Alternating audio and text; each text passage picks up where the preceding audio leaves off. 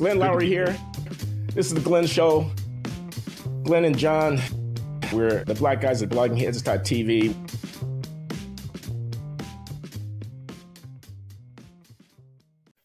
I think we're underway, John. How you doing, man? Pretty good. How are you, Glenn? I am okay. I am almost completely recovered from COVID. You might be able to Good. detect a little bit of a rasp that lingers in my voice, and I may turn my head to the side and cough once or twice before this broadcast is over, but that will be many fewer times than I would have done a week or two ago. So I'm feeling pretty good. This is Glenn Loury. We're at the Glenn Show at bloggingheads.tv and at patreon.com/Glenn Show. I'm with my regular conversation partner, John McWhorter. He teaches at Columbia University. I teach at Brown University. We call ourselves the Black Guys at bloggingheads.tv, and we're back every other week here at the Glenn Show, and once a month Q&A for $10 subscribers at the Patreon platform who get to ask us questions, which we will address on a monthly basis. We got that coming up pretty soon, John. We do. Yeah. We anyway, do. It's the Glenn and John Show. So, John, how you doing, man? Oh, you've already told me how you're doing. You're good. I saw you on Bill Maher. That's what we should be talking about right now. Wait a minute. Everybody needs to look up John's appearance on Bill Maher. You were fabulous, John. Thank you. You know, I had fun with that one. I was pleased that Bill kind of let me take the driver's seat, which I wasn't expecting because he has an awful lot to say himself, and he's a brilliant man. I mean, I know he's controversial, but I was thinking this is really going to be kind of one-on-one. But yeah, he kind of let me say my thing. And, you know, they gave me about 15 minutes, which is a lot, but it's still 15 minutes. And so it's not like anything was going to be deep. But if anybody wanted to have a primer as to how I've been feeling since roughly June 2020, that appearance definitely kind of captured it. And I must say, I had forgotten, especially these days, how much fun an audience can be. And I mean, I say how that much as fun, what? I'm sorry? An audience can be. Like Oh, I say yeah. that as a teacher. Like I've been teaching to Zoom where you can't hear the laughs. It was, and even actually, it was only 30 people because they can only have 30 people in. But what with audio enhancement, plus how enthusiastic the audience was, it was such a high just to say something and to hear the audience respond in some way. And that kind of got me going because we've barely ever had that for about a year. I hadn't realized how central that was to my existence. So I'm glad you liked it. Let me just tell people something. Excuse me for interrupting. I want to hear about your experience at Bill Maher, but I just want people to get the format. So the format at Bill Maher is he has a single guest. They sit face to face across a coffee table or whatever and chat for the first segment of his show. And then he has a panel on the second. I had expected when John told me he was going to be on Bill Maher that he was going to be on the panel, but no. John was the special guest of the week who had a one-on-one with Bill Maher. Now, during these one-on-ones, the audience will often interrupt with applause. And usually it's because Bill has some zinger of a funny line that they are responding to. But in this case, John stole the show, getting the audience time after time after time to respond affirmatively to some clever little twist of phrase that he had to offer in his commentary. So you stole the show, man. I mean, I had to tell the audience that. Good time. Yeah, it was fun. It was a lot of fun. I'm glad you liked it. I walked out of there thinking that was worth the travel. It was, yeah. I hope they have me back.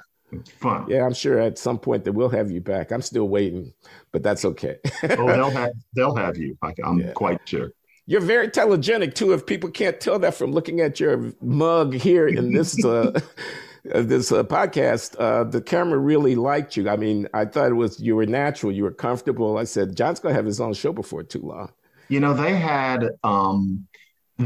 a really, this is getting trivial for the Glenn Show, but they had a really good makeup person because we were in there and usually, especially with guys, they just kind of smack it on because we don't care. But I was saying, this is important. And so I had all these little specifications and she was an artist. And so part of that was that I looked like a mannequin by the time I walked out of that room, and then they shine the lights on you. It was fun to have that done to you once. It was when you get a real artist who does the makeup. But yeah, it was. I don't mind looking at it, and usually I hate watching myself. Yeah, it was her. So that was fun. So if you wanted to recapture one or two of the moments in that interview with Bill Maher and share with our audience here and now, points that you made that you thought were killer points or issues that came up that you think deserve amplification, what might they be? At some point, I said that yes, we cannot Oh be yeah, Black America's slogan. right. And what I meant was, Barack Obama, yes, we can, which was, one, theater, but two, it was good, good inspiration. Yes, we can. There are obstacles, but yes, we can, despite what you might think. And nowadays, I often feel like the idea is, yes, we can't. The most sophisticated thing is to demonstrate why we can't and to watch how white people feel about it. So I just said, yes, we can't is not a proper slogan. And the audience seemed to like that. And then also one thing that I'm glad got in, and those things go by so quickly and you're just kind of bouncing off each other. And so you can't plan. But one moment that I'm glad is in there, and I've only watched it once, that is the honest truth, but a moment where I was happy that that person who was me said it, is that Bill started to touch on systemic racism and how it really does exist. And at a certain point, I said, yeah, and there are people who are watching this who are going to say on Twitter, don't they understand what systemic racism is? And I looked out at the audience, which I knew was like the world, and I said, yes, I know what it is very well, but, and I thought, I'm glad I said that because there would be a kind of person who would, take out the primer and want to explain to me that racism is not just Archie Bunker and the N word. So I was glad to get that in. And so those were the two things that I was happy to see, that you and me know what systemic racism is, and two, that professional pessimism is not what gets people ahead. But it was a fun 14 minutes. Okay, now at one point, I remember you saying something like, I am a white supremacist. If there was a conditional on it, if I have something, then I'm a white supremacist. Then you turn to the audience and you say, so I'm a white supremacist. Can you you recall what I'm talking about? I do, yeah. And actually, my agent said that he was watching it and like dreading that I was about to say that. But no, I'm glad I said it. That was where we were talking about degree, because Bill was saying that right. There are people who, think that we never make any progress, that it's all just window dressing. And I said, no, there are still problems, but there's an issue of degree. And I said that now I don't remember what I said, but me would say we're taught that it's some kind of higher wisdom to pretend that degree doesn't exist and that all of this is like quantum physics. But I said, no, there's an issue of degree, and I try to acknowledge it. And I said that if you want to call me a white supremacist for acknowledging degree and not going along with the professional Cassandraism, then I said, yes, I, John McWhorter, am a white supremacist if that is the case. Yeah, I did. I did say that, and I stand by it. Yeah. Okay. Glad you remember Nasty Words. That's the book that's out, and you got to plug it at the end. And again, I saw you stealing the show. I don't think that was a part of Bill's script. It was not. It was not. But I thought, as much fun as that was, have to plug the book. And you know what happened to the book? I'm interested. The Quaker in me doesn't do this, but I'm going to put this out there because you have to put it out there. I have to put it out there partly to keep it going. Do you know that after that appearance, for about 2 days, that book was the 7th, 8th, 10th, 9th, 12th, 8th best-selling book on Amazon? I was stunned. It put it right up there. Wow. And so the book is doing really well. The power of television, it really never ceases to amaze me, especially because the longer we go, the less TV I watch in that way. I actually don't watch talk shows. I watch narrative shows, and I spread them from 1950 to 2020. So I don't watch Jimmy Fallon. It's just not what I do. But boy, those shows, they get you around. So yeah, 9 Nasty Words, my little book about cursing is doing very well. I'm so touched that I can't even think around it. It's just, I don't expect my books to do that well. They get out there, but I was stunned. So well, this is it was a good HBO. adventure. This is HBO, and I don't know what Bill's audience is, but if it were 20 million, I wouldn't be surprised. So if 1% of 1% of 20 million people, you still got, I think, 20,000 books. That's a lot of books. Exactly. That's going to make the needle move at Amazon. It's really something. And so it was quite a week. I've had quite a week. It's been a busy week and a heady week. And I think that week is over. But yeah, I hope the book keeps doing well. And it's a ride. It's definitely a ride. Okay, I'm interviewing you now, John, which is a little bit unusual, but let me persist. So I remember Losing the Race. That was your first big book, 2000, if I'm not mistaken. And I remember the argument of Losing the Race. That argument was Black people were lagging for, you had three reasons, as I call it, anti-intellectualism, separatism, and focus on victim status. Amazingly, I think your argument from 21 years ago remains pretty relevant. And we were going to talk about the victimization part of that, and whether or not, how do we get out of losing the race kind of thing is a pressing question, because 20 years is a long time, John. And to be stuck, are we still stuck in somewhat of the same cul-de-sac here in the year 2021 as you perceived us at the end of the 1990s? And what do you see, I'm asking you now as the interviewer, as some possible ways that we might break the logjam and change the conversation, which is what we here at the Glenn Show, we Black guys, we woke buster Black guys here at the Glenn Show are trying to do. We're trying to change the conversation.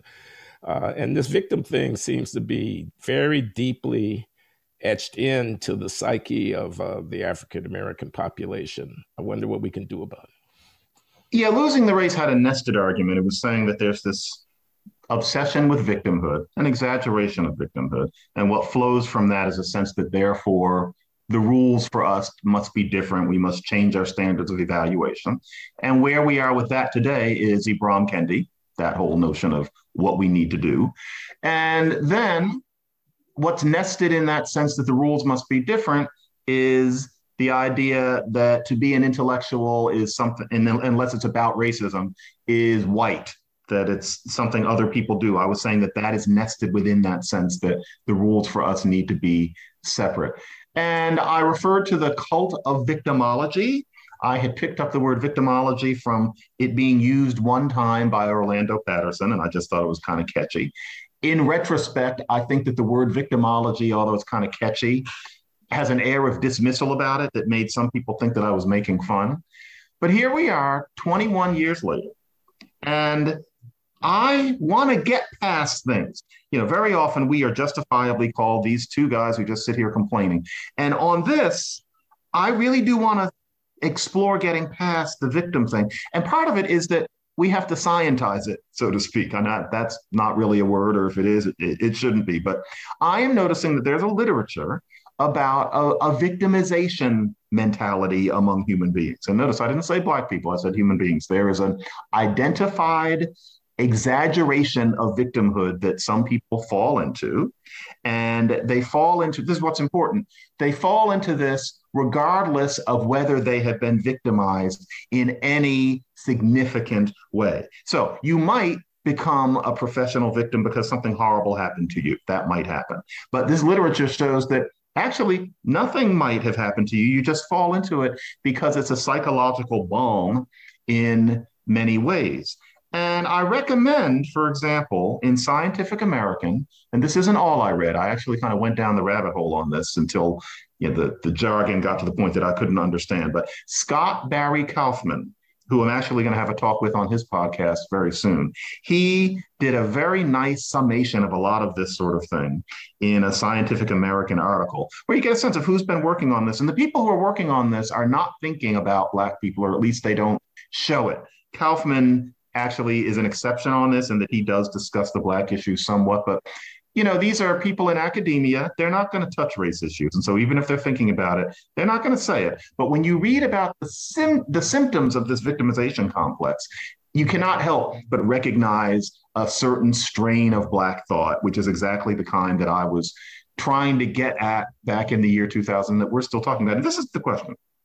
And this is what I want to run by you. This is where our society is at this point. 1970, society is learning that racism is more than the N word and burning crosses. You're learning that there is systemic racism. You're learning that there are subtle racist biases that you may not have been aware of.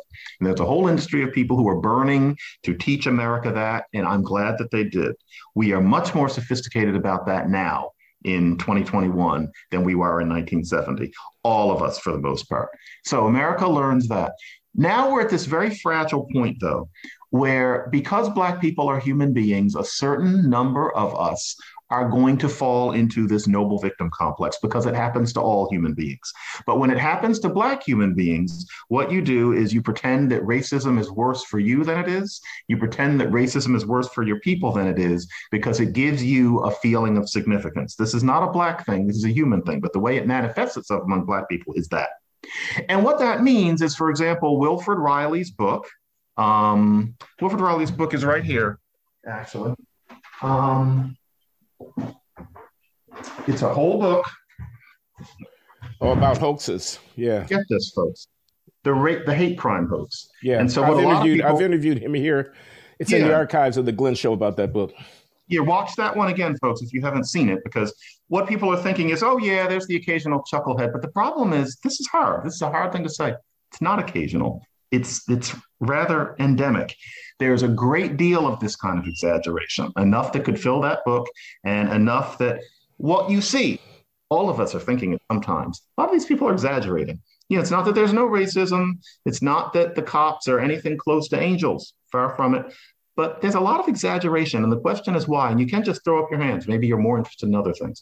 But why is the operation of this Glenn, I'm going to go on for another 30 seconds. Victimization complex within the parameters of this culture where white people are uniquely positioned to hear out Black people talking about their victimization, both real and unreal.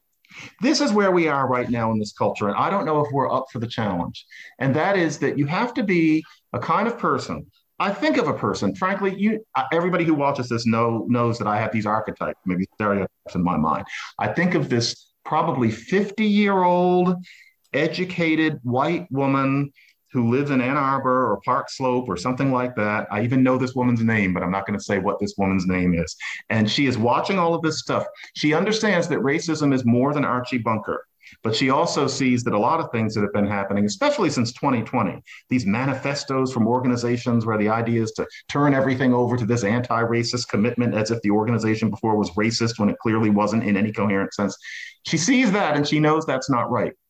That woman's challenge, and it's not only women, but I just think of a woman, that woman's challenge is to identify at what point she is comfortable saying to Black people who make these kinds of claims and white people who make it on our behalf, no, because some of this stuff is based on a frame of mind that human beings can fall into that is not engaging reality, and all psychologists know it, and you can't pretend that Black people are exceptions because of slavery, Jim Crow, and redlining.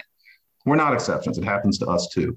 And what it means is that we have to face that this is real, that this is not just the occasional person, that there's just some of that. It's real. It's a problem. A great many Black people are exaggerating in a way that deserves to be dismissed. I'm so sorry. Dismissed.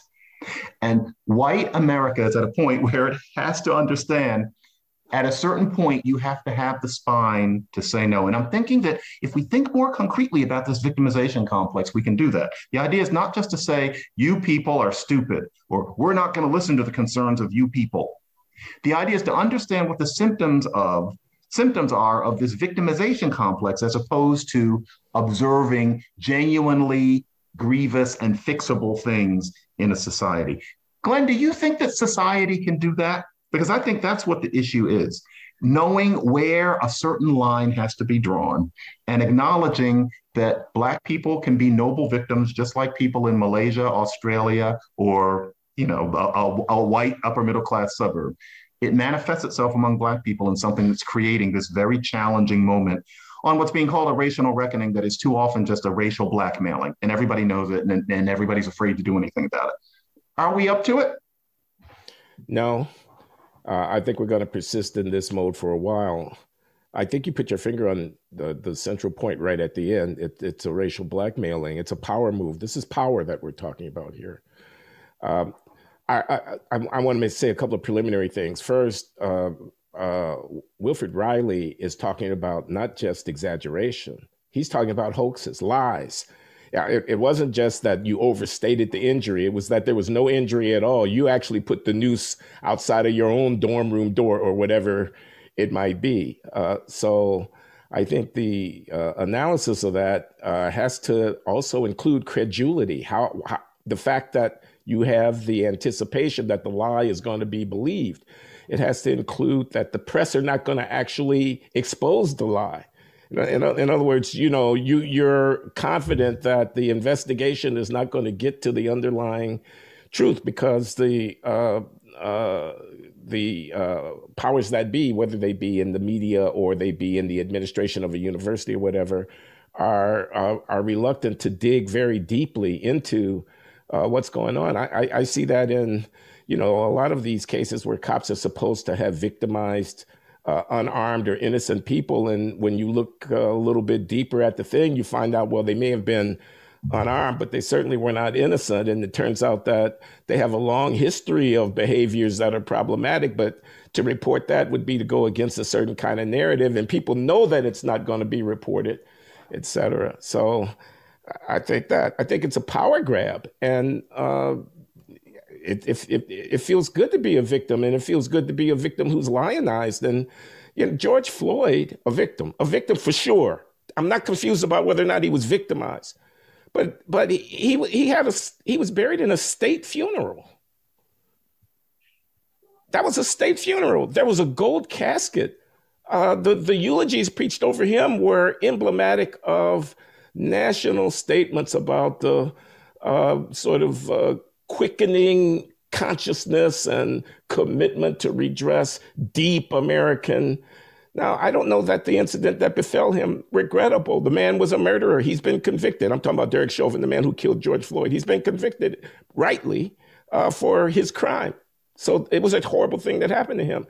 But the aura of victimology fit with a certain kind of narrative about the reality of race in America that was so overwhelmingly powerful that the event becomes narrated with a blinkered kind of very narrow, not looking left or right, not looking deeply, not thinking critically.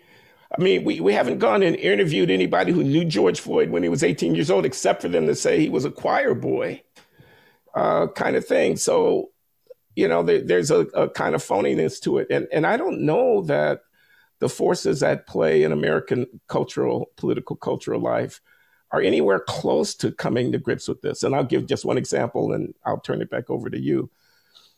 In the interview that Michelle Obama gave to Gayle King that was aired on CBS Morning News, she was asked whether she worried, as many Black families do, about the well-being of their children, possibility that they'll be victimized by racist police officers and things of this kind. Her daughters, Sasha and Malia, are of age now where they're approaching adulthood. They have a driver's license. They go out on their own, this or that and the other. And Michelle Obama allowed us how she did have some concerns, as any Black parent would have, about a police officer seeing the back of their heads, mistaking them for somebody else because of some kind of implicit bias or some kind of stereotype or something like that. Now, that fits the victimhood narrative perfectly. I mean, what is that saying? That's saying that I don't care what happens to you in life if you're Black. I don't care if you become a billionaire, if you're Oprah Winfrey or LeBron James or Michelle Obama. I don't care if you become president of the United States. I don't care if you become one of the most lionized and celebrated personalities in your cohort of human beings on the planet. You're Black in America, and the cops still might drag your child out by the hair and beat the shit out of them for no good reason, just because they're Black. Now, first of all, that is false. It's, in my considered opinion, as a description of the risk being borne by Sasha and Malia Obama in white America. It's simply false. It's not true. They're not at any significant risk. You are correct. Of being beaten, having the shit beaten out of them by cops because they look like a criminal. The word being significant. Yeah. Yeah, not at any significant risk. It's not something that a mother needs to stay up at night. So I think it's simply a false statement. I could almost call it a lie. Secondly, I don't believe that Michelle Obama even believes it.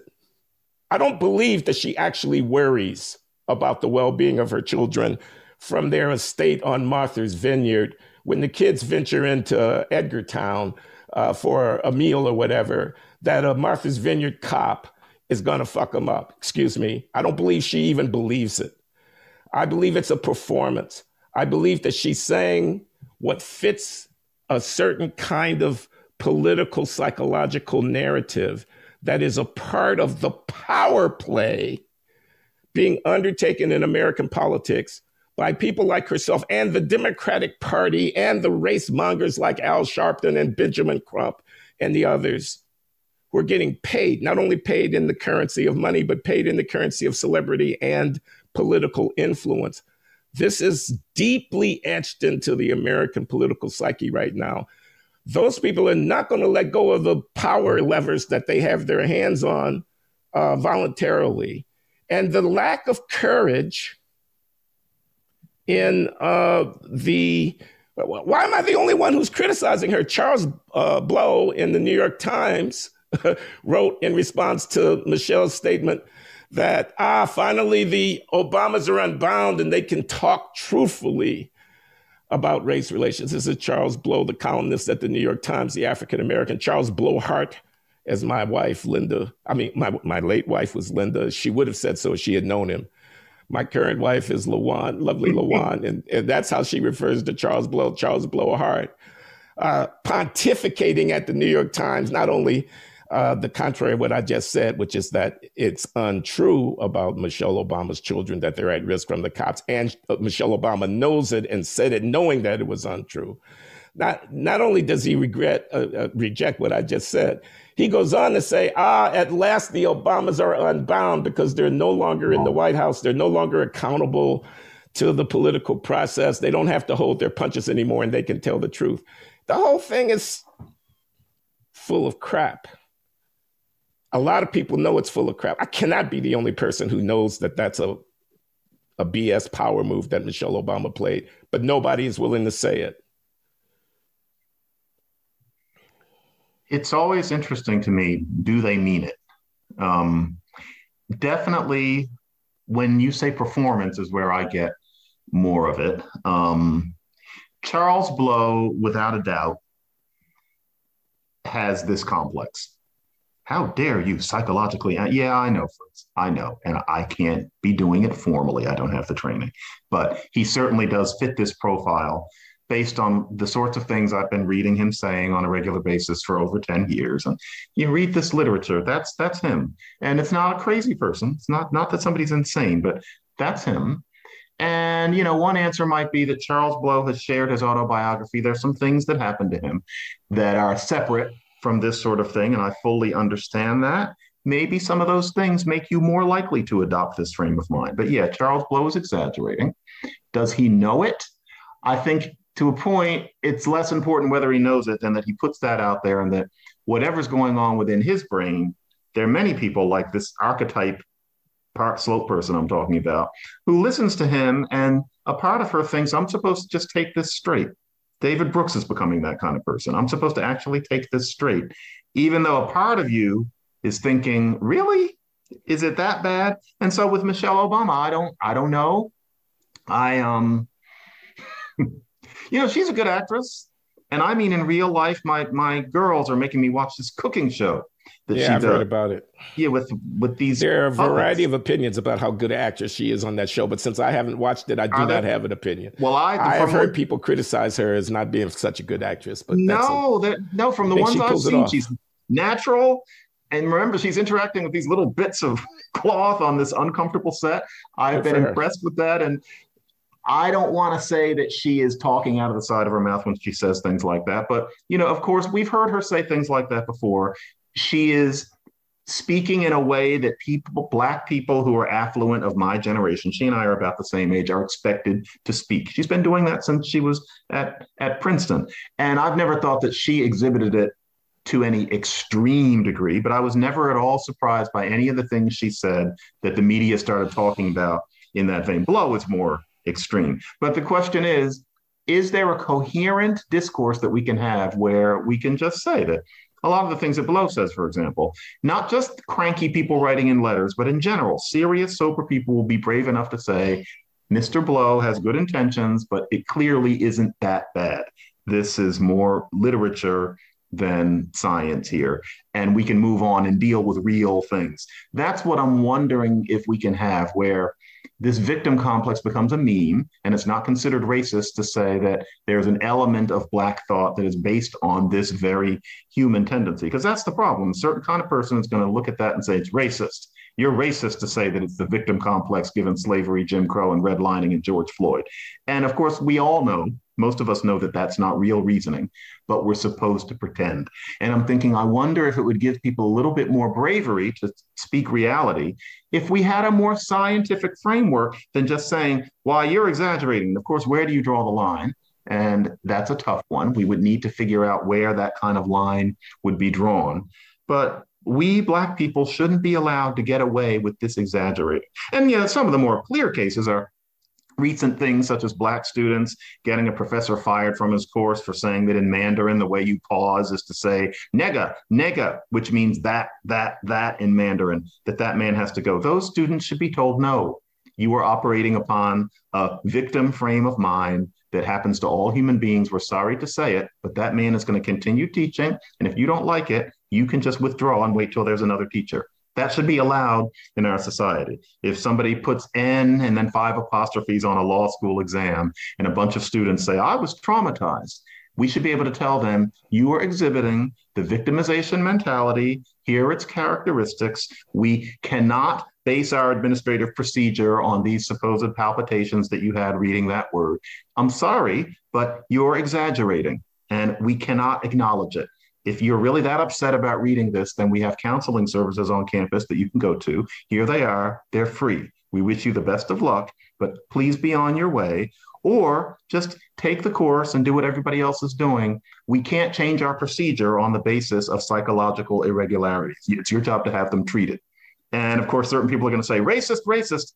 No. Could we get to a point where that just wouldn't matter? And maybe, I sit here saying this, and I think maybe this is a fantasy. I'm thinking of a talk about 20th century television. I'm thinking of a Twilight Zone episode where you go into this alternate realm where that's the way things are, and you slowly realize that there's nothing racist about that society at all. But maybe I'm just dealing with sci-fi. I get the feeling only with that could we make some progress in our race debate in the present tense, as opposed to what would happen if we eliminated the war on drugs. But sometimes I'm beginning to think we also need that too. What do you think would happen to a university administrator if, when confronted by a situation like what happened at Georgetown Law Center, when an adjunct lecturer said to a hot mic that the students in her class, in her experience, who were Black, tended to cluster, with few exceptions, at the bottom of the class? That was her report. It became public because it was on a hot mic. It was in a Zoom session that was being recorded. And somebody released the recording on Twitter or somewhere, and it became a viral incident of a white professor characterizing the performance of the students in her class as poor, who were Black, as on average poor. Now, that person was relieved of their responsibilities by the dean of the law school. And there was a outraged reaction from the Black law student group at the law school, who wrote a very strong letter denouncing the systemic racism of the law school and so forth and so on. And there were other repercussions. The white faculty at the law school were challenged to make a public statement on behalf of themselves as privileged white faculty members, confessing to the possibility that their biases might be responsible for the poor performance of the students at the school and so forth and so on. What would happen to someone who said, wait a minute, before we make a victim situation out of this and we accuse the law school of systemic racism, let me just note, those students are actually admitted to the law school, notwithstanding the fact that you could have forecast their relative poor performance from their relative poor performance on the admissions criteria, like the grades in college and the score on the law school admissions test, when you decided to admit them in the first place. That the racism here, if there is any on the institutional level, is that we have not acknowledged the relative disadvantage in terms of intellectual performance of these students before they got into the classroom and addressed ourselves forthrightly to it, since we're committed to affirmative action and we know, whatever. And that the institution itself is not racist. In fact, quite the contrary. A racist institution wouldn't have admitted these students in the first place. The racism here is turning away from the underperformance of the students and not dealing with it directly, and instead retreating to this easy set of platitudes that you have put in front of us about institutional racism, et cetera, et cetera. What do you think would have happened to such a person? And we all know, depending on what that person's position was, they would no longer work at the school, within about 10 minutes of making that statement, depending on what medium they did. And crucially, there would be no coherent explanation as to what their sin was, other than that, quote unquote, they are a racist.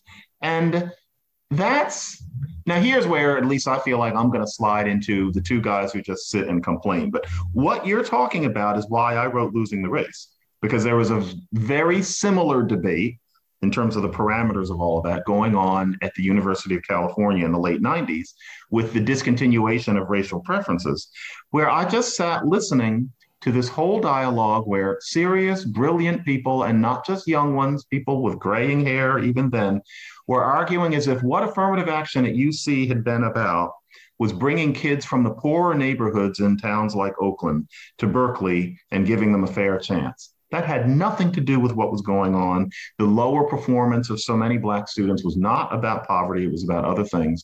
And yet, if you said anything, if people were polite, they just look right through you. Or if people were impolite, they'd call you all sorts of names, and you simply couldn't get past it. I will never forget sitting in a room. I was more naive at the time.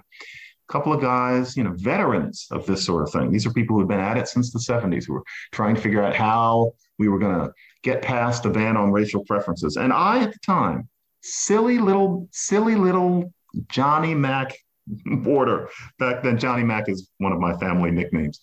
I wanted to see if we could get past the ban. I was sitting there thinking, okay, yeah, no one likes this. And I was trying to get a sense of what I should think. And I assumed that we were supposed to look squarely in the eye that Black students were admitted with lower grades and test scores than others, almost all of them. That was clearly a fact. You could also prove it. And I thought that we all knew that, and that we were going to make an argument for restoring racial preferences despite that. What was the argument going to be?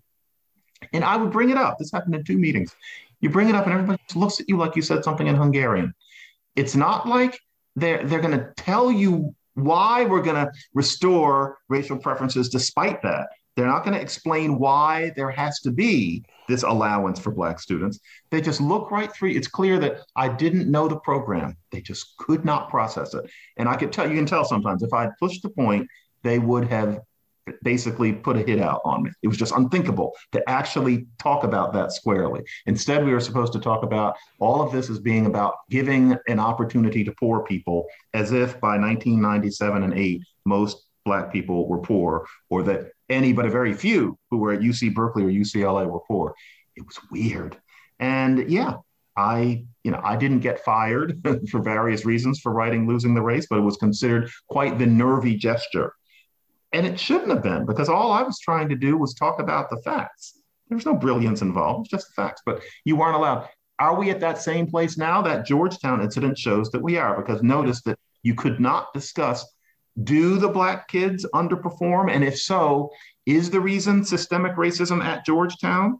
And then the issue is, if you let in Black students with lesser dossiers, is the reason that they have the lesser dossiers systemic racism, and that's why that's okay? There's an argument there. You could go very far with that. But notice that it never even goes that far. It's just that you are a racist for bringing up the discrepancy in performance. You let an implication hang like perfume that discrepancy doesn't exist, when everybody who's involved knows that it does. And you get rid of that adjunct, and you move on grumbling about the racism endemic in the school. All of that is fake. And this 50-year-old person, I don't know why she's 50, but this 50-year-old person knows. Excuse me for interrupting, John. Just trying to get a word in here, and you're very loquacious here, and you're expressive. You got me. No, it's all good. It's all good. No, what I want to say is that I want to identify an irony here. So there's racism and there's racism. So by not taking Black people seriously enough, to presume that we can be told the truth about what's actually going on in our condition in our society without that destroying us and driving us into a corner where we'll throw tantrums and act like we're 3-year-olds. By not taking us seriously enough, you encourage this cultural phenomenon that you have put your finger on in Losing the Race of African-American performance being less than it might be because we have the ready-made excuse of systemic racism or structural impediment or whatever that accounts for our low, and we're encouraged not to take responsibility for our own lives. I don't understand why that's not racism. That is the regime that encourages a kind of passivity and a sense of spoiled fate. Being Black in America precludes me from being able to do certain things. The white man will never allow me, et cetera, et cetera. I'm not at Caltech because of systemic racism. I'm not in the, et cetera, is crippling to people, to a people. And you could be, I think, excused if you were to conclude that there is a kind of lack of respect for or valuation of the humanity of African Americans that is conveyed by this regime of patting us on the head. Patting us on the head is not taking us serious. It's not treating us as equals. I don't know. What do you think about that? I think there's racism and then there's racism. I said this the last time we talked, actually. There's enough racism to go around. There's a lot of racism in progressive quarters. And part of it is like looking at the homicide rate in Black communities and saying, oh, that's because of poverty and racism. When in fact, it's because of murderous behavior by Black people, which need not be so. People don't have to go around with guns killing each other. They have choices about how they live their lives. You don't take them seriously when you ascribe their pathology to forces that are external to themselves. You, in effect, convey the idea that they're absolutely impotent about what happens in their lives. You know, mass incarceration is a conspiracy against Black people. I mean, that doesn't take Black people seriously. We're not expected to obey the laws on the whole because of what? Jim Crow? So the argument, the police should be disbanded because policing has its origins in slave patrols that were impaneled in order to capture and return escaped property to Southern slave owners. First of all, historically, it's completely bullshit. It's not true. Yeah. You don't think cities with large numbers of immigrants coming in from Europe had to be policed? You don't think they call the paddy wagon a paddy wagon because it used to be used to round up Irish miscreants? So, yeah. So it's completely false that urban policing has its origins in slavery. That's simply a false statement. There's some overlap, but to ascribe it to slavery is false. Yeah. But we're going to disband the police because, according to your history, they have their origins in slavery, and they are therefore today's representation of the historical oppression of Black people. Now, it's bunk. Pretty much everybody knows that it's bunk. Why wouldn't someone say so? They don't take you seriously. They're patronizing you. They're placating you. They're patting you on the head. And most of them are in the Democratic Party because they need your votes. Now I venture into territory where you might not be willing to follow me. They're patronizing you and treating you like a child, leading you around with this ring through your nose, keeping you terrified of the fact that white supremacists are going to come and get you because they haven't got any concrete, effective response to your condition. And they don't have confidence that if they treated you like adults and told you to pull your pants up and to stand up straight, that you'd actually be able to do it. Oh, all right. That's one part. That's a don't go there part. Yeah. And I'm quite sure that is part of it.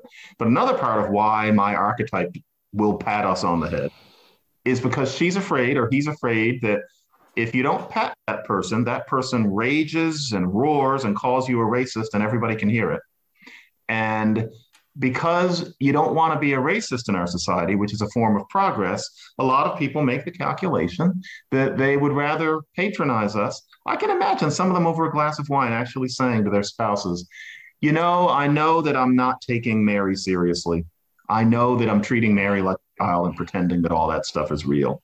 But you know, honey, I would rather do that than have her call me some kind of racist in the next whatever meeting, have her call me a racist on Twitter, and then have all those people join in. Honey, I'm sorry, honey. I couldn't take it. I have to admit it. I couldn't take it.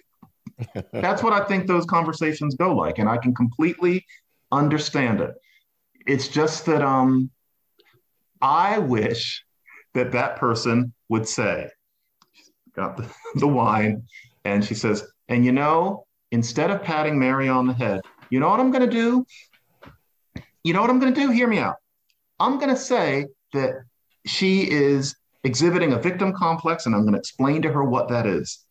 And I know she's going to be mad, but I know that as I move along, if I'm trying to be a good person, that is gooder than patting her on the head. Honey, am I right? You get it, honey? I would like to see that conversation happen. I can see it. I almost wish that you and I could talk to every one of these people individually, but you can't. Society is too big. I wish we were Estonian. I wish we could just do a tour and there are like 17 people in Estonia and we could talk to everybody, but we can't. I think that we're right, but we've got to talk to Mary in some different way. I don't know why she's Mary now, but we have got to talk to Charles Blow in some different way. And I hope that this archetype is capable of it, but we have to use the psychological literature. We have to put science behind it. It has to be, honey, did you read this article? Here, read it. You should read it. That's what we need. Now, you're there in New York City and you travel in certain circles. It's a non-zero probability that you and Charles Blow, the distinguished columnist at the New York Times, could find yourselves in the same cocktail party. Talk to us a little bit about how you imagine that might go. Now, I know I've called him Charles Blowhard. Blowhard. I've said he's an empty suit. I said he's an idiot. I mean, in past discussions about Charles Blow columns that I've hated. So I don't expect I would have any traction with it. But you are fairly more respectable commentator than am I, John. Could you imagine any constructive exchange? I mean, I just used Charles Blow as an example. He stands in for Nicole Hannah-Jones, who stands in for Ta-Nehisi Coates, who stands in for whatever. There's a large number of people. I'll be talking with Cornel West here at the Glenn Show in a few weeks. So we'll see. We'll see.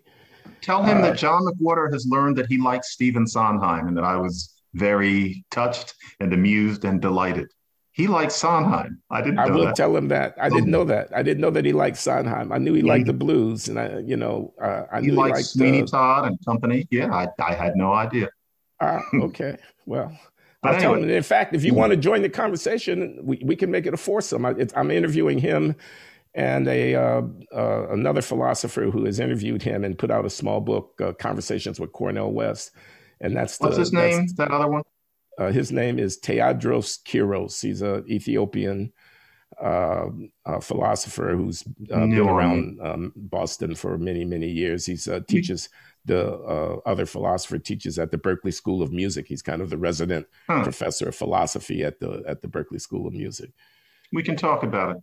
But yeah, so you're going to have dialogue with Cornel West. I'm going to have dialogue with Cornel West, and for future viewers of the Glenn Show, I'm going to have dialogue with Charles Murray. Not in the same conversation. I ordered that book, by the way. I've got to read it. No, I think it should be read, actually. I think it's going to have to be reckoned with. You're going to have to reckon with Charles Murray's forthcoming book called Facing Reality. But in answer... go ahead. Yes. In which he discusses differences between racial groups in measured intelligence by test and in criminal participation in violent crime, and argues that these are very important realities that have to be confronted. This is Charles Murray's new book, forthcoming. I'm going to interview him about it sometime in June. But go ahead. How are you going to feel about how dare you give a pulpit to blah, blah, blah? I'm going to have to weather the storm on that. The book is important. The arguments have to be faced. I'm not sticking my head in the sand. And Charles Murray is Charles Murray. He's a significant intellectual observer of American society and has been for nearly a half century. So I'm not going to talk to him. You know, those test score differences are not going to disappear because I refuse to talk to Charles Murray. Okay, now he and I can have an argument about just how much genetics plays in it and how immutable is it. And I don't agree with everything that Charles Murray says by a long shot. But the idea that he would not be given a platform because he's the co-author of Losing Ground, author of Losing Ground, and the co-author of The Bell Curve, I think is absurd. I think it's anti-intellectualism in the extreme. It terrifies me, frankly, that a university would not be willing to take up the challenge of engaging and refuting, to the extent that it's refutable, arguments such as those that Charles Murray's advanced, because you're going to call him a name? He's a white supremacist? That's complete bullshit. The Bell Curve is either right or wrong, but it's not a white supremacist text. Have you actually read it? It's a serious engagement with one of the most important questions of contemporary social life. He can be wrong, but he's not precluded from being engaged in conversation because he takes a sharp opinion about something that people have strong feelings about. So, I ain't playing that game. That's not where, you want to cancel Glenn Loury because he talked to Charles Murray? Be my guest. Bell Curve.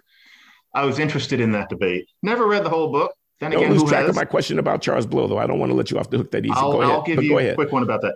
But with the Bell Curve, I tried to read the literature on the responses to that. And I remember coming out of it thinking that Murray and Ernstine must have been wrong. This is before I had much to bring to it. But because I'm not a fragile person, I didn't think, oh my God, he's a racist, I hate him. What I found myself thinking was that he's because I've read other books by him before I bothered with the Bell Curve. He's brilliant. I mean, for example, I dare anybody to read Losing Ground and not see brilliance in that argument. However you feel about welfare, that was a damn good, and not to mention readable book. I dare anybody to read Coming Apart, where he kind of pulls away from the race. Coming Apart is a very important book. Excellent book. I don't agree with everything that he says, but the idea that all he is this bigot. He is also something else. In our times, he is the most articulate human being I have ever heard, next to you, of course, Glenn. If you listen to Charles Murray just giving a talk, and yes, I have been in a room and heard him give a talk. I don't remember which one, but I have. He is the best spoken human being. It's like listening to William Jennings Bryan, except he's not even using a script. It's just, he's got quite a mind. And so, I want to read this new one, and I'm going to have to decide, and I'm going to compare, because this genetics literature, it's so controversial. But yeah, I'm not going to ignore him. No, go ahead. No, very briefly, because I want to hear you about the other thing. I was just going to say it shows on the written page. So there's in this new book, Facing Reality, it's just seamless. It's beautifully written. It is it's a brilliant expository performance. He's walking you through the data, and it's just very, very well done. So it's accessible to anybody, even though some of the issues are technical. It's a serious treatment of a serious and difficult set of questions. He doesn't go to the genetic thing. He stays away from it. He says, I don't know why these things are here. We could talk about that in another book. I just want you to take measure of the actual evidence about differences in intellectual performance and in violent criminal behavior. And I'm going to offer some thoughts about why that's important for the problems that we're facing in our country. And it's very well done. That's just to second what you're saying. He's an extremely talented writer and a very important social critic in the last part of the 20th and this first part of the 21st century here in the United States. He's going to be read 100 years from now by people, scholars who want to know what was going on in our time. There's no doubt about that. Yeah, there is no doubt about that. Yeah, and there are ones he does where he pushes you in places you don't want to go. He did one that didn't get that much attention called Human Accomplishment. And it talked about, which people on earth have, come up with the really valuable stuff. Very uncomfortable book, but once again, brilliant, because the two things are not incompatible. This is somebody who is worth listening to. But on Charles Blow, I feel pretty safe saying I've been in a room with him twice, and I may have been mistaken, but I got the feeling that he was not a fan, and he did something that people of that school often do. It's not nasty, but makes very sure not to say anything to me but hello, avoids eye contact, stays at different parts of the room. I'm just the lowest of the low. He can't be bothered. He's got other stuff to do. That was my feeling. And I can imagine being a Charles Blow and, feeling that way about me. And both of these times were before I had conversations with you sounding off and everything. So I don't think it was that. I think it was just that he thinks losing the race and other stuff that I've done is just beneath contempt.